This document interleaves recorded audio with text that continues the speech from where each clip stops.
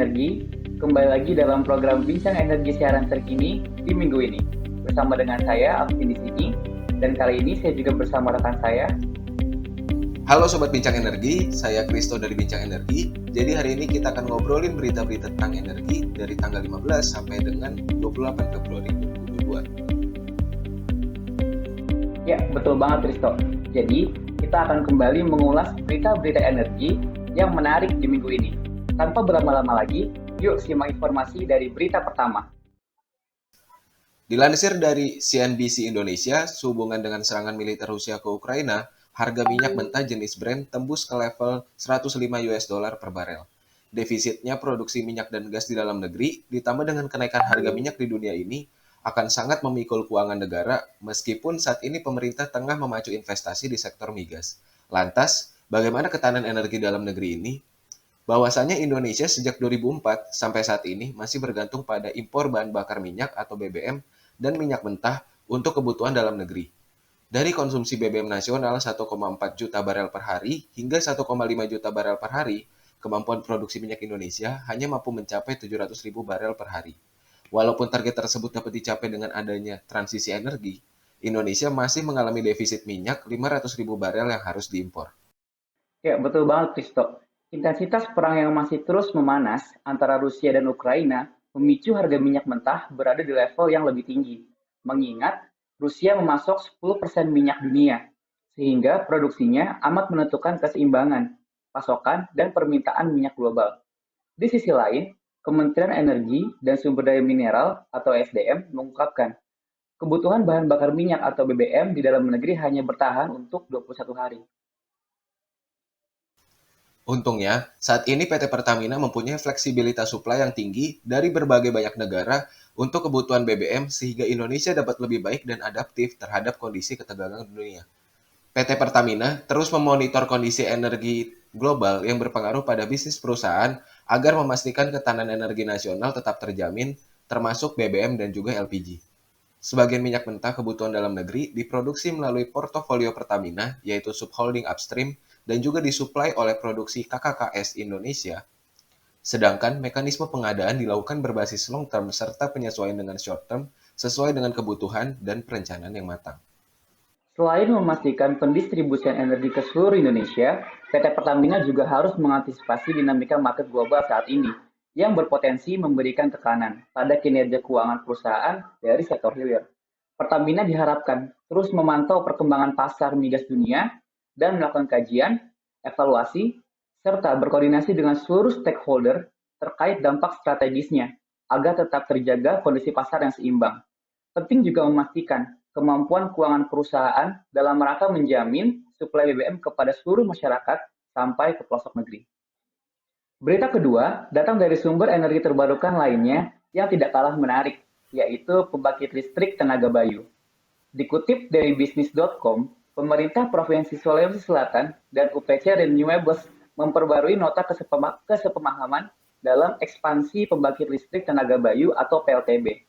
Sidrap sebagai perluasan dari PLTB Sidrap 75 MW, sebelumnya yang telah beroperasi pada April 2018 dan telah melistriki lebih dari 60.000 rumah tangga melalui pembangkit listrik energi terbarukan yang aman dan ramah lingkungan. Terdapat potensi hingga 1.000 MW di Sulawesi Selatan dan 65 MW sampai 70 MW untuk pembangunan ekspansi PLTB Sidrap.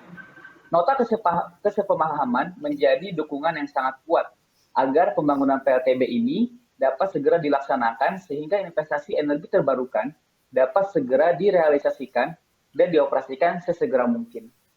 Ekspansi PLTB Sidrap juga merupakan salah satu bentuk dukungan green energy untuk transformasi ke energi terbarukan yang berbasis alternatif, yaitu angin. Tentunya, proyek ini memberikan dampak positif yang signifikan karena pada akhirnya menciptakan ratusan pekerjaan konstruksi lokal sehingga dapat mendongkrak perekonomian warga setempat saat lepas dari pandemi COVID-19. Tidak lepas pula adanya program Corporate Social Responsibility atau biasa dikenal dengan CSR yang akan terus memberikan manfaat jangka panjang bagi Provinsi Sulawesi Selatan, khususnya Kabupaten Sidrap, seperti perbaikan infrastruktur, jalan lokal, penyediaan air bersih, pendidikan, dan pasokan listrik. Dengan status pengembangan proyek UPC Renewables yang telah sangat maju, dikombinasikan dengan adanya alokasi kuota dalam Rencana Usaha Penyediaan Tenaga Listrik atau RUPTL 2021 sampai 2030, pemerintah Provinsi Sulawesi Selatan sangat berharap agar proyek ini dapat segera direalisasikan setelah menunggu selama 6 tahun. Pembaharuan MOU strategis yang penting ini merupakan sebuah kabar baik sederet masyarakat Sulawesi Selatan dan Kabupaten Sidrap dengan dilakukannya perbaikan infrastruktur yang pada akhirnya dapat dinikmati oleh masyarakat setempat pada tahun 2024. Berita ketiga datang dari salah satu sektor energi terbarukan yang sedang fokus dikembangkan dalam rangka mencapai net zero emission dan pengurangan carbon footprint pada tahun 2060 mendatang. Kementerian Energi dan Sumber Daya Mineral atau biasa disingkat ESDM mendorong hidrogen sebagai salah satu sumber energi yang potensial dalam mendukung ketercapaian transisi energi di Indonesia. Harapannya, hidrogen dapat menjadi salah satu kontributor transisi energi dan memiliki peran penting dalam dekarbonisasi sistem energi global. Selain itu, dapat juga menjadi kontributor transisi energi dan memiliki peran penting dalam dekarbonisasi sistem energi global. Namun, dalam kolaborasi pengembangan dan pengimplementasiannya, satu hal yang masih menjadi tantangan yaitu bagaimana membuat hidrogen layak secara ekonomi, menarik secara finansial, dan bermanfaat untuk masyarakat. Dari segi pasokan, hidrogen sendiri masuk sebagai salah satu strategi utama pemerintah dalam roadmap menuju net zero emission pada tahun 2060. Strategi utama yang akan dilakukan menuju netral karbon dari sisi supply adalah melalui pengembangan energi terbarukan secara masif dengan fokus pada pembangkit listrik tenaga surya, hidro, dan panas bumi serta hidrogen. Dirjen EBTA KE KSDM mengungkapkan bahwa rencana pemanfaatan hidrogen ini tidak menggunakan teknologi fuel cell, tetapi memakai teknologi pembakaran internal yang biasa digunakan oleh kendaraan bermotor. Sementara dari sisi permintaan atau demand, pemerintah tengah menerapkan manajemen energi, penggunaan kompor listrik, serta mempercepat pemanfaatan kendaraan bermotor listrik berbasis baterai. Betul banget nih, Vin. Salah satu perwujudannya melalui kesepakatan dengan pemerintah Korea mengenai pilot project charging system for electric vehicle di Indonesia, termasuk teknologi industri sistem charging kendaraan listrik. Untuk menjalankan roadmap, Indonesia sedang mengembangkan simulasi strategi jangka panjang menuju net zero emission pada tahun 2060. Di satu sisi, hal ini mendukung komitmen Indonesia pada Paris Agreement untuk mencapai penurunan emisi GRK sebesar 29% pada tahun 2030 dan kontribusi sektor energi pada NDC sebesar 340 juta ton CO2. Masuk ke berita keempat, datang dari pernyataan Menteri ESDM kita. Nah, pernyataan ini cukup menarik banget karena menyangkut tentang salah satu alternatif substitusi LPG, yaitu dimethyl ether atau DME. Pak Arifin mengungkapkan bahwa dimethyl ether atau DME lebih baik dibandingkan dengan liquid petroleum gas atau LPG, sehingga layak menjadi bahan bakar alternatif untuk program substitusi energi di Indonesia. Pernyataan ini diambil berdasarkan 200 data percobaan yang dilakukan oleh Lemigas.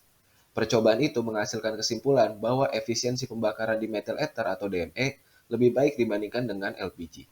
Lebih lanjut nih, Tok, pemerintah telah memperhitungkan harga keekonomian DME yang telah disepakati agar produk ini mampu bersaing dengan harga LPG. Adapun manfaat yang diterima oleh negara melalui substitusi DME tersebut berupa pemanfaatan sumber daya alam, menghemat devisa impor LPG, dan memenuhi in situ di lokasi mulut tambang yang dapat mengatasi isu kelangkaan. Nah, Vin, dengan banyak manfaat yang diterima, saat ini Indonesia sedang membangun pabrik hilirisasi batu bara menjadi DME di Muara Enim, Sumatera Selatan. Proyek itu diproyeksikan bisa menghasilkan 1,4 juta ton DME per tahun dari bahan baku 6 juta ton batu bara kalori rendah. Dari proyek DME tersebut diproyeksikan dapat membuka lapangan pekerjaan sekitar 13.000 orang pada tahap konstruksi dan pada sektor hilir yang akan dikelola oleh Pertamina, sehingga diproyeksikan mampu menciptakan 12.000 lapangan pekerjaan baru. Dan berita terakhir pada edisi BES kali ini, yaitu peresmian pemasangan 388 unit lampu tenaga surya hemat energi atau LTSHE di Kabupaten Yahukimo dan Lanijaya, Papua oleh Kementerian Energi dan Sumber Daya Mineral melalui Direktorat Jenderal Energi Baru Terbarukan dan Konversi Energi. Pendistribusian dan pemasangan LTSHE di dua kabupaten ini telah selesai 100%, sehingga nyala lampu LTSHE telah dapat dinikmati oleh masyarakat.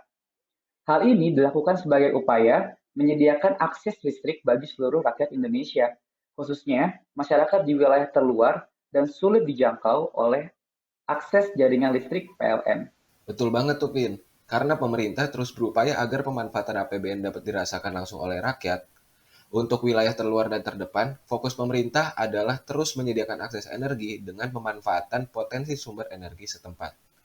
Sebagai informasi, peresmian pemasangan LTSHE ini adalah bagian dari program pemasangan 1095 unit LTSHE tahun anggaran 2021 yang tersebar di 4 provinsi dan 8 kabupaten yang akan dilaksanakan sebagai aspirasi anggota Komisi 7 DPR RI. Program praelektrifikasi melalui LTSHE telah dilaksanakan oleh pemerintah melalui Kementerian ESDM sejak tahun 2017 dengan total pemasangan sebanyak 363.220 unit di 4.061 desa di seluruh Indonesia. Nah, tahu Mas Ito, kalau LTSH ini memiliki beberapa keunggulan, yakni mudah dipasang atau plug and play, lampu menggunakan LED sehingga lebih terang. Selain itu, lampu LTSHE juga bisa digunakan untuk senter, pengaturan cahaya lampu LED secara otomatis, dan daya tahan lama, serta bisa digunakan sebagai charger HP. Dalam satu set komponen LTSHE terdiri atas 1 buah modul surya, 4 buah lampu LED, 4 buah kabel lampu LED, 1 buah kabel modul surya, 1 buah hook, 1 buah USB untuk charger HP, dan 1 buah tiang penyangga aluminium. Akhirnya nih, kita udah sampai di penghujung base di hari ini. Kita sudah baca dan ngobrol-ngobrol tentang berita terkini mengenai energi, khususnya energi terbarukan dan berkelanjutan. Bener banget nih, tentunya di sini kita juga ingin mengajak Sobat Bincang Energi untuk gak ketinggalan acara-acara dari Bincang Energi yang pastinya seru dan informatif banget dari BES, BEM, Ruben, dan masih banyak lagi. Jadi, jangan sampai ketinggalan ya teman-teman Sobat Bincang Energi. Oke, saya Kristo dari Bincang Energi. Dan saya Alvin dari Bincang Energi. Salam energi berkelanjutan. Sampai jumpa di BES 2 minggu ke depan.